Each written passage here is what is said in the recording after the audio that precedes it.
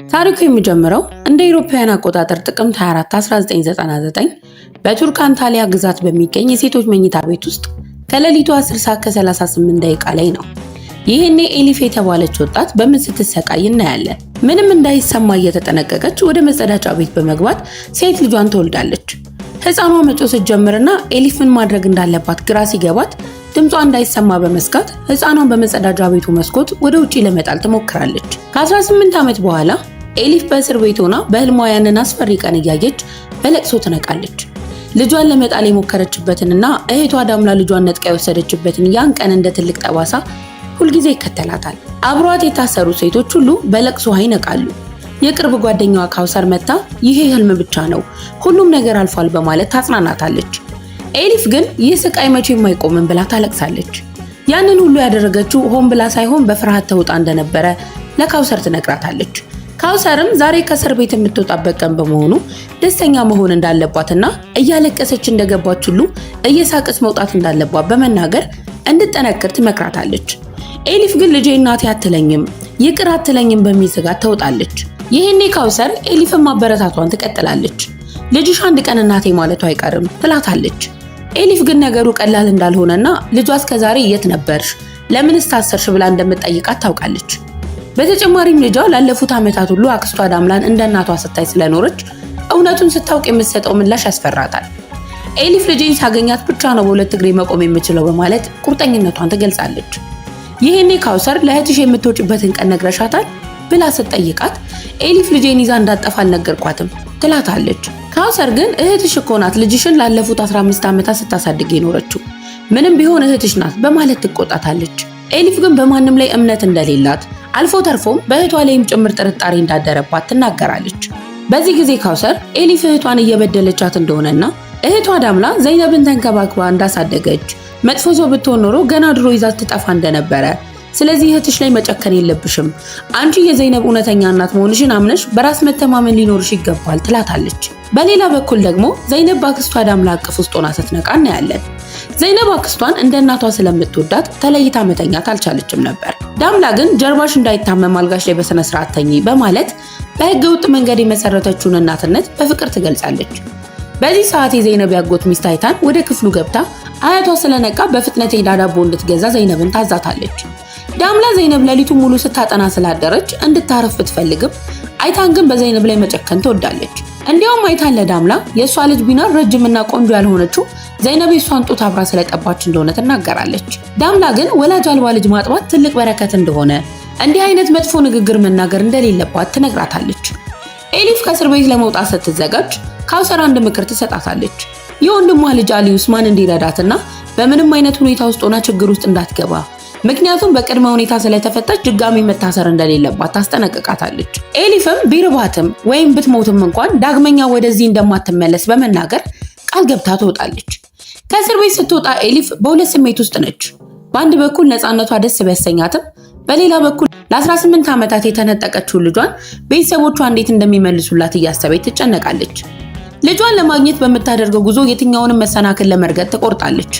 በመንገድ ላይ አንድ አባት በልጁ ላይ ሲጮህ ስታይ የራሷን አባት ክብሩን እንዳጎደለችው ተናግሮ ከአባትነት የካዳትንና የጨከነባትን የድሮ ትዝታ ትዝ ይላታል። በመጨረሻም ኤሊፍ ወደ አባቷ ቤት አካባቢ ትደርሳለች። ከሩቅ ሆና ቤቱን እያየች ወደ ዳምላ ስልክ ትደውላለች። ዳምላ ስልኩን ስታነሳው የስልክ የሟች እናቷ እንደነበረና አሁን እሷ እየተጠቀመችበት እንደሆነ ትናገራለች። በዚህ ጊዜ ኤሊፍ ድምጿን ለማውጣት ስትንቀጠቀጥ ዳምላ የኤሊፍን ድምጽ መሆኑን ስላወቀች ክርክሯን ትታ ትደነግጣለች። ዘይነብም ንግግሯን እንዳሰማው ወደ ውጪ እንድትወጣ ካደረገቻት በኋላ ኤሊፍን እንዴት ልታገኛት እንደቻለች ትጠይቃታለች። ኤሊፍ ግን በደጃፉ ላይ መቆሟን ስትነግራት ዳምላ ደንግጣ በፍጥነት ወደ ውጪ ትወጣለች። ዳምላ መጀመሪያ ላይ ኤሊፍ ከእስር ቤት አምልጣ የመጣች መስሏት ሰግታ ነበረ። ነገር ግን ኤሊፍ በቅድመ ሁኔታ እንደተፈታች ስትነግራት ተረጋግታ ትሰማታለች። ዳምላ ኤሊፍ በወጣችበት ቀን ባለመምጣቷ ይቅርታ እየጠየቀች አሁን ግን ቤተሰቦቿ እንዳያዩትና ችግር እንዳይፈጠር ለጊዜው እንድትሄድ ትማጸናታለች። ከአንድ ሰዓት በኋላ ደውላ እንደምታገኛት ቃልም ትገባላታለች።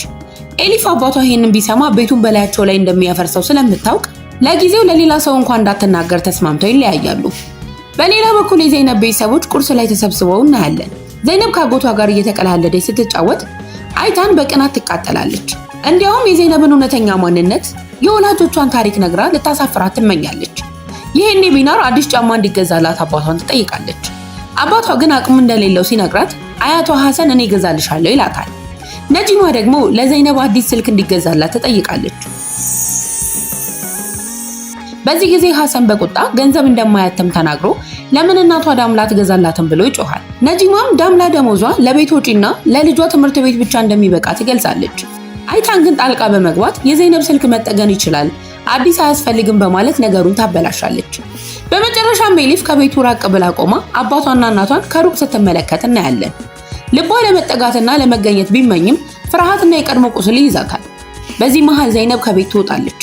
ከዚያም በኋላ ኤሊፍ ከአሊ ኡስማን ጋር ተገናኝታ ምሳ እየበላች እያለ በጣም ተርባ እንደነበር ይታያል። አሊ ኡስማን ሊያግዛት እንደሚፈልግና የሚጠጣ ነገር ትፈልግ እንደሆነ ይጠይቃታል። በዚህ መሃል ከእህቷ ከዳምላ ስልክ ይደወልላታል። ከግማሽ ሰዓት በኋላ እንደምታገኛት ስትነግራት ኤሊፍ ከአሊ ጋር ተሰናብታ ለመሄድ ትነሳለች። ይሄኔ አሊ ኡስማን ለኤሊፍ የገንዘብ ፖስታ ይሰጣታል። ኤሊፍም በገንዘቡ ብዛት ትገረማለች። ይሄ በጣም ብዙ ነው፣ ልመልስልህ አልችልም ትለዋለች።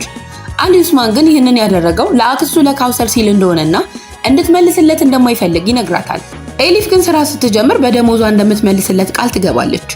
አሊ ኡስማንም የት እንደምትኖር ሲጠይቃት ጃንሱ ከተባለች የእስር ቤት ጓደኛዋ ጋር እንደምትኖር ትነግረዋለች። አሊ ኡስማንም ማንኛውም ችግር ከገጠማት ሳታመነታ ወደሱ እንድትመጣ ይነግራታል። በመቀጠል ኤሊፍ ከእህቷ ከዳምላ ጋር ትገናኛለች። ዳምላም የቤትና የስራ ነገር እንደምታመቻችላት ቃል ትገባለች። ኤሊፍ ስለ ልጇ ስለ ዘይነብ ስትጠይቃት ዳምላ ዘይነብ አሁን የዩኒቨርሲቲ ተማሪ እንደሆነች በስነ ጽሑፍ ዘርፍ ትልቅ ተሰጥኦ እንዳላትና ዘይነብ ዴፍሬት የሚል የራሷ ድረገጽ እንደከፈተች በዚህ ድረገጽ ላይ ብዙ ተከታዮች እንዳሏት ዳምላም ዘይነብን እንደ እናት ሆና ስለምታውቃት ዘይነብ ሁልጊዜም ጽሑፎቼን አታነቢልኝም ብላ እንደምታማርር ለኤሊፍ ትነግራታለች። ኤሊፍ ዛሬ የዘይነብ የልደት ቀን መሆኑን ስታውቅ ከቦርሳዋ ውስጥ አዲስ የገዛችውን ውድ ስልክ ታወጣለች። ስልኩን ለዳምላ ሰጥታ ለዘይነብ እንድታደርስላት ትለምናታለች። ዳምላ ግን ይሄ ስልክ በጣም ውድ ነው፣ ለዘይነብ ባደርስላት ቤት ውስጥ ያሉት ሰዎች ከየት መጣ ብለው መጠየቃቸው አይቀሬ ነው። አንቺ ገና ከእስር ቤት እንደወጣሽ እንዲህ አይነት ውድ ነገር እንዴት ልታገኝ ቻልሽ? ትላታለች። ኤሊፍም በዳምላ እምቢተኝነት ትበሳጫለች። ይሄ ስልክ ለልጄ ከብዙ ዓመታት በኋላ የገዛው ስጦታ ነው፣ እንዴት አታደርሽልኝም ብላ ትጮህባታለች። ዳምላ ግን አሁንም ነገሩ ችግር እንደሚፈጥርባትና ኤሊፍ ለጊዜው ታግሳ ሌላ ጊዜ የማይጠረጠር ቀላል ስጦታ እንድትገዛ ትመክራታለች። በመጨረሻም ዳምላ መሄድ እንዳለባት ነግራ ኤሊፍን እዚያው ትታት ልትሄድ ስትል ኤሊፍ ግን በኃይል ይዛ ታስቆማታለች። ልጇን መመለስ እንደምትፈልግ በቁርጠኝነትም ትነግራታለች። በዚህ ጊዜ ዳምላ ተቆጥታ ኤሊፍን እንዲህ ስትል ትቆጣታለች። አሁን ነው ልጅ እንዳለች ትዝ ያለሽ? ገና እንደተወለደች ልትገያት የሞከርሽው አንቺ አይደለሽ? እስር ቤት ልታይ ስትመጣ ፊትሽን ያዞርሽባትስ? በማለት ያለፈውን መራራ ታሪክ ታስታውሳለች። ዳምላም በመቀጠል ዘይነብን በእኔ ስም እንዳስመዘግባትና እናቷ እንደሆነ የለመንሽኝ አንቺ ነሽ፣ ዳግመኛ እንደማታያትም ነግራት እንደነበረ ስትናገር ኤሊፍ ግን በዛ ጊዜ በጭንቀት ውስጥ እንደነበረችና አሁን ግን በጣም እንደተጸጸተች እየተማጸነች ትነግራታለች። ዳምላ ግን ጸጸትሽ አሁን ፋይዳ የለውም፣ በጣም ረፍዷል ትላታለች። ዘይነብ ላለፉት 15 ዓመታት እውነት መስሏት በውሸት ስትኖር መቆየቷን ስታውቅ የሚሰማትን ስቃይ ኤሊፍ እንዳልተረዳችው ትነግራታለች። ኤሊፍ በጥሩ ሁኔታ ልናስረዳት እንችላለን ብትልም ዳምላ ግን በንዴት ምን ተብሎ ይነገራታል? ገና እንደተወለድሽ ልትገልሽ ሞክራ ነበረ ወይስ ላለፉት 15 ዓመታት ልታይሽ አትፈልግም ነበር ተብሎ ነው የሚነገራት? ዘይነብ አሁን የ18 ዓመት ወጣት ናት። እውነቱን ስታውቅ ወደ አንቺ ትመጣለች ብለሽ ካሰብሽ ተሳስተሻል። የልጅሽን ህይወት ከማጥፋትሽ ውጪ የምታተርፊው ነገር የለም ትላታለች። ኤሊፍም እሷ የኔ ልጅ ናት ብላ ስትጮህ ዳምላ ግን አንቺ ልትገያ ስትሞክሪ እኔ ህይወት የሰጠዋትና ያሳደግኳት እኔ ስለሆንኩኝ የኔ ልጅ ናት ብላ በድፍረት ትመልስላታለች። ከዚህ ክርክር በኋላ ዳምላ ወደ ስራዋ ከመሄዷ በፊት ቡና ለመግዛት ካፌ ትገባለች። እዛም አድናን የተባለ ሰው ይታያል። እሱም በዳምላ ውበት ተማርኳል። በካፌ ውስጥ ያለው ሰራተኛ ለዳምላ የተዘጋጀውን ቡና ለአድናን ሲሰጠው ዳምላ ትበሳጫለች። አድናንም ይቅርታ ጠይቆ ቡናውን ይመልስላታል። በኋላም ዳምላ በምትሰራበት ኩባንያ ውስጥ አድናን ሲገባ ታየዋለች። አድናን ዳምላ ስለሱ ስታማር ሰምቷ ስለነበረ ለምን እንደተቆጣች ይጠይቃታል። በዚህ ሰዓት የዳምላ ስራ አስኪያጅ ኦጉር ወደ ቢሮ ይገባል። ዳምላ ለአድናን ባሳየችው ባህሪ ተጸጽታም ይቅርታ ጠይቀዋለች። ኦጉርም አድናን ምርቶቹን ወደ ውጭ የሚልክ ትልቅ ኩባንያ እንዳለውና ለአዳዲስ ምርቶቹ የአልበም ዲዛይን እንዲሰራለት እንደሚፈልግ ይነግራታል። አድናን በዳምላ ብቃት እንደሚተማመንም ይገልጻል። አድናን ከባለቤቱ ጋር ያለው ግንኙነት እየቀዘቀዘ በመምጣቱ በህይወቱ ደስተኛ አይደለም። ዳምላ ስለ አድናን ማሰብ ብትጀምርም አሁን ለፍቅር ጊዜው እንዳልሆነ ራሷን ለማሳመን ትሞክራለች። ከዚህ በኋላ ኤሊፍ ጓደኛዋ ጃንሱን ስልክ ባለማንሳቷና ዳምላም ስለ ልጇ ዘይነብ የተናገረችው ነገር ትዝ ያላት በጣም አዝና በጎዳና ላይ ትዞራለች። ይሄኔ አሊ ስለደወለ ስታለቅስ ሲሰማት ሊረዳት እንደሚመጣ ይነግራታል። በሌላ በኩል ዳምላ አዲሱን ስልክ ይዛ ቤት ስትገባ ሐሰን ስልኩን አይቶ ይቆጣል። ለወንድምሽ ገንዘብ ስትከለኪ ቆይተሽ አሁን ለዘይነብ ውድ ስልክ የሚሆን ገንዘብ ከየት አገኘሽ በማለት ይወቅሳታል። ኤሊፍ ከአሊ ጋር ከተገናኘች በኋላ ያለፈውን ታሪኳን እያለቀሰች ትነግረዋለች። በዚህ ሰዓት የአድናን አባት ቼቲን በምግብ ቤት ውስጥ ሆኖ ንግግሯን በድብቅ ይሰማል። የልጇ አባት እንደከዳት፣ የልጇ አባት ደግሞ እርግዝናዋን ካላቋረጠች እንደሚገላት እንደዛተባት ትናገራለች። ቼቲን ይህንን ሲሰማ ያለፈውን ታሪኩ ትዝ ይለዋል። ኤሊፍ ግን ያንን ክፉ ሰው አግኝታ ለመበቀል ትመኛለች። ከዚህ በኋላ ኤሊፍ ከእስር ቤት መውጣት አለ ጃንሱ ትነግራታለች። ጃንሱ ግን ኤሊፍን ለማስጠጋት ብትስማማም በሁኔታው ተጨንቃለች። ምክንያቱም ጃንሱ የቼቲን ቅምጥ ነች። ቼቲን ወደ ቤቷ እንዲመጣ ብትጠይቀው እሱ ግን ስራ እንዳለበት ነግሮ ይቅርታ ይጠይቃታል። ከዚህ በኋላ ቼቲን ሾፌሩ ኤሊፍን እንዲከታተላት ያዘዋል። ኤሊፍ ጃንሱ ቤት መግባቷን ሲያረጋግጥ በቁጣ ተመልቶ እዛው ይሄዳል። ጃንሱ ቀደም ሲል ኤሊፍን ለማዳን ስትል ልጇ ሞታለች ብላ ቼቲንን ዋሽታው ነበረ። ነገር ግን ቼቲን ውሸቷን ደርሶ ሁለቱንም ሴቶች ይደበድባቸዋል። ኤሊፍ የልጇን ቦታ እንድትናገር ቢያስገድዳትም እምቢ ትላለች። በመጨረሻም ኤሊፍ ቼቲንን እግሩ ላይ በቢላዋ ወቅታው ከጃንሱ ጋር ለማምለጥ ትሞክራለች። በማግስቱ ጠዋት አድናን የአባቱን የእግር ቁስል ያያል። አባቱ በስልክ ሲጮህና ያደረሰብኝን ሰው አገኘዋለሁ ሲል ይሰማል። አድናን ነገሩን ለማጣራት ወደ ጃንሱ ቤት ይሄዳል። እዛም ጃንሱ ተደብድባና አዝና ሲያገኛት ምን እንደተፈጠረ ይጠይቃታል። ጃንሱም አባቱ ቼቲን ከ18 ዓመት በፊት ከኤሊፍ ጋር የአንድ ሌሊት ግንኙነት እንደነበረው እንዳወቀ፣ ያን ጊዜ አድናን ሰክሮ ስለነበረ ጉዳዩን ባያስታውስም ኤሊፍ ግን አርግዛ ሴት ልጅ እንደወለደች፣ አባቱ ልጅቷንና ኤሊፍን ለማጥፋት እየፈለጋቸው እንደሆነ ትነግረዋለች። ይሄኔ አድናን ወደ ኩባንያው በመሄድ አባቱን ይጋፈጠዋል። እንዴት ልጅ እንዳለኝ ትደብቀኛለህ ብለው ይጮህበታል። ቼቲን ግን ይህንን ያደረኩት አንተና ቤተሰብን ከስም ማጥፋትና ከገንዘብ ፈላጊዎች ለመጠበቅ ነው በማለት ራሱን ይከላከላል። አድናን ግን በአባቱ ድርጊት በጣም ተናዶ አንተ የምታስበው ስለ ገንዘብ ብቻ ነው፣ እኔ ግን ልጄን ፈልጌ ያገኛታለሁ፣ ካንተም እጠብቃታለሁ ይለዋል። በሌላ በኩል ሐሰን ዘይነብና ፒናር ሳሊ ከሚባል ወጣት ጋር ቆመው ሲያወሩ በድንገት ይደርስባቸዋል። ዘይነብ ፒናርን ከዚያ ልጅ ለማራቅ እየሞከረች ቢሆንም ሐሰን ግን ነገሩን በተሳሳተ መንገድ ይረዳዋል።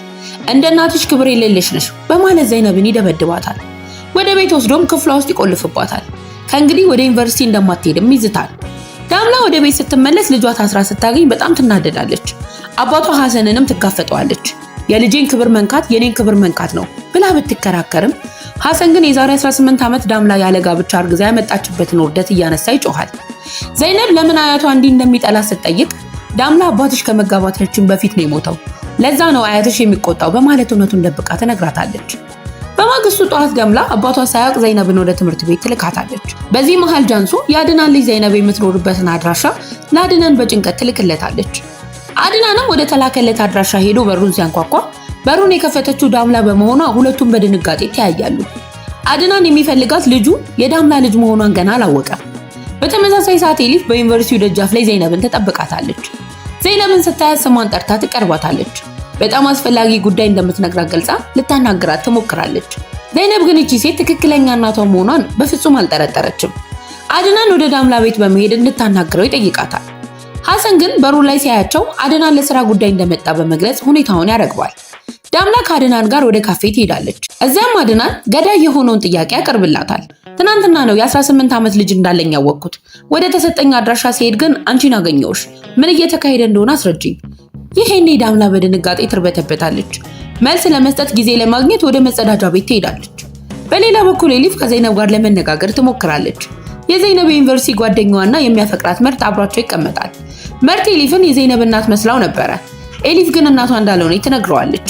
ኤሊፍ ዘይነብን ለመቅረብ ስትል ጽሑፎችሽን አንብቤ አድንቄሻለሁ በማለት ተዋሻታለች። ዘይነብም ማንም አመስግኗት ስለማያውቅ በጣም ትደሰታለች። ከዚህ በኋላ ኤሊፍ ሁለቱን ወጣቶች እያየች በጣም ትመጣጠናላችሁ ስትላቸው ዘይነብ ታፍራለች። ዳምላ ከመጸዳጃ ቤት ሆና ወደ ኤሊፍ ትደውላለች። አድናን የዘይነብ አባት መሆኑን አውቃ እንደሆነና ምን ማለት እንዳለባት በለቅሶ ትጠይቃታለች። ኤሊፍም እውነቱን እንዳትናገር፣ ኤሊፍና ልጇ ከዓመታት በፊት እንደጠፉ የት እንዳሉ ማንም እንዳያውቅ እንድትነግረው ትነግራታለች። በምንም ታምር ወደ ልጇ እንዲቀርብ እንዳታደርገው ታስጠነቅቃታለች። ከዚህ በኋላ ዳምላ ወደ አድናን ተመልሳ በመቀመጥ አዲስ ታሪክ ትፈጥራለች። ዘይነብ የሷ ልጅ ሳትሆን የኤሊፍ ልጅ እንደሆነችና ኤሊፍ ደግሞ የሷ እህት እንደሆነች ልትነግረው ትሞክራለች። አድናን ግን ይህ ውሸት በቀላሉ የሚያምን አይመስልም። ዳምላ አድናን እውነቱን እንዳያውቅ ለማድረግ በጣም አደገኛ ውሸት ትፈጥራለች። ለዘይነብ ያላትን ፍቅር ለመደበቅ ስትል ኤሊፍ የሷ እህት እንደሆነችና ልጇን ስትወልድ ለመግደል እንደሞከረች ትዋሻለች። በዚህ ምክንያት ኤሊፍ ታስራ እንደነበረና ሕፃኗ ወደ ሕፃናት ማሳደጊያ እንደተወሰደች ከዚያም በኋላ ምንም እንደማይታወቅ ለአድናን ትነግረዋለች። በሌላ በኩል ኤሊፍ ራሷን ጉኔሽ ብላ በመጥራት ከዘይነብ ጋር ያላትን ግንኙነት ታጠናክራለች። ዘይነብ የህይወት ታሪኳን እንድትነግራትና እሷን በስነ ጽሑፍ መልክ እንደምትጽፍላት በማሳመን ስልኳን ትቀበላታለች። ዘይነብ ግን አሁንም አጠገቧ ያለችው እውነተኛ እናቷ መሆኗን አላወቀችም። ሐሰን ዘይነብ በክፍሏ አለመኖሯን ሲያውቅ በቁጣ ተሞልቶ ወደ ዩኒቨርሲቲ ይሄዳል። ዘይነብን በኃይል እየጎተተ ሊወስዳት ሲሞክር ትልቅ ግርግር ይፈጠራል። ይህኔ ዳምላና አድናን በቦታው ይደርሳሉ። ሐሰን አድናንን ከዳምላ ጋር ሲያዩ ይበልጥ ይቆጣል። በዚህ ሰዓት የዩኒቨርሲቲው የጥበቃ ሰራተኞች ጣልቃ ገብተው ሐሰንን ይከላከላሉ። ኤሊፍ ይህንን ሁሉ ትዕይንት በሩቅ ሆና በጭንቀት ትከታተላለች። ዳምላ ዘይነብን ለአድናን ታስተዋውቀዋለች። አድናን ግን ዘይነብ ልጁ መሆኗን ሳያውቅ የዳምላ ልጅ እንደሆነች አምኖ ያጽናናታል። ዘይነብ በጓደኞቿ ፊት በደረሰባት ውርደት አዝና እያለቀሰች ስትሄድ መርት ሊያረጋጋት ይከተላታል። ኤሊፍ ጃንዙ ቤት ተመልሳ ዳምላ ዘይነብን ለአድናን ማስተዋወቋን ስታውቅ በጣም ትቆጣለች።